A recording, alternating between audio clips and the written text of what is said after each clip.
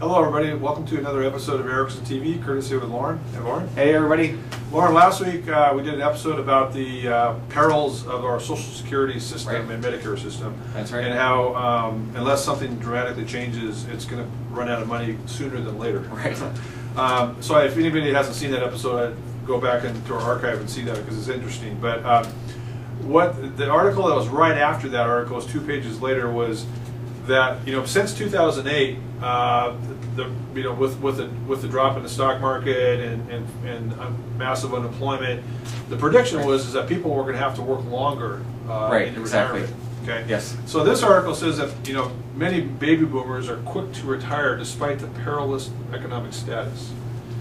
So the interesting thing is that even though that with all the doom and gloom and 401k balances going lower and IRA balances going lower, and with costs going up, people, the prediction is not coming to be true that people are not working longer. Okay. Here's some statistics.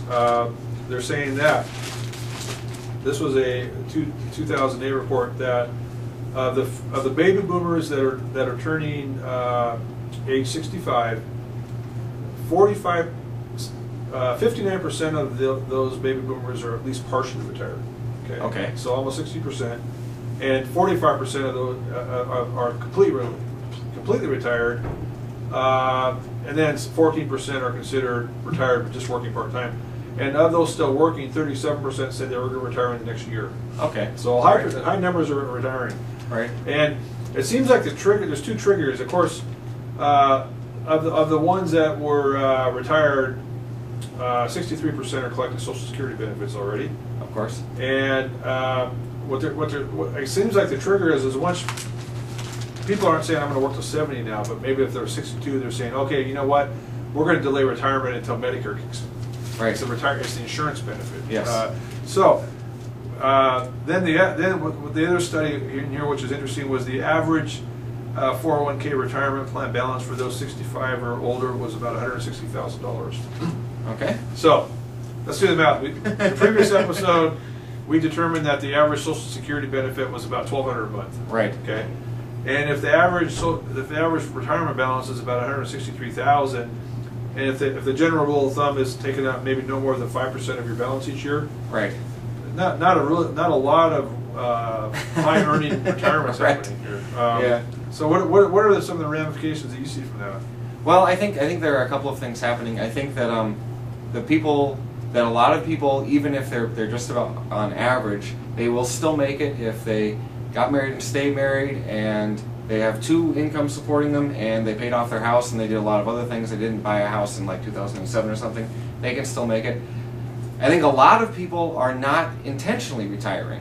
Correct. I mean, they would maybe prefer to not retire, but it has turned out to be a lot harder for them to be able to keep working than they had hoped to. Maybe they lost their job and they haven't been able to replace it, so they say, okay, I guess I'm retired now. When I hear those averages, though, I realize that it's the average and it's not the median, but still, somewhere in the vicinity of half of the people retiring must have less than that then. Right. That's going to be rough. Yeah. So and the thing about Medicare too, that I'm a little bit worried about is that it makes sense to me why people are working up until they can get Medicare. Okay, I understand that. Because that's a heavy insurance cost. Yeah, exactly. But increasingly, if you don't live in an urban area, it's often increasingly difficult to find a doctor who will accept Medicare. Right. If they are a primary care physician. Many people that I know either cannot find a doctor who will accept Medicare as a primary care physician, or else they do have a doctor who's going to accept their Medicare only because they've been working with them for a very long time. Right. So that's kind of worrying to me. I mean, I don't know. That's going to decrease the happiness and the quality of life for retirees if they simply can't get primary care, medical care. Yeah, and I think to end this episode, the ramifications that I see, again, these are the averages, and some are higher, some are lower. But the interesting thing is that if you put your average $163,000 into a money market account of retirement, that's probably not a good idea, because you're guaranteeing yourself a virtually 0% return, right? And you're going to run out of money guaranteed pretty quickly, right? Yes. So the ramification I see there is it's probably prudent to take on a little more risk and to find some diversified asset classes that will provide a chance for a better return. That's right. To make that money last longer. And then the other ramification is, with your urban question with Medicare, the other issue though is expensive. Living. That's right. So I see people as they retire saying, you know what, I got to move to a less expensive area. Right. And that will help some things and make other things very difficult. So I think the takeaway for this episode is, as you know, this is a good use of an advisor, whether it's us or another advisor, to help sort through these issues, to make sure that you can at least put yourself in the position to have a better chance of a longer-term successful retirement. That's right. On that. So thank you very much for watching this episode of Erickson TV. We'll see you next time. Bye See you now. next time.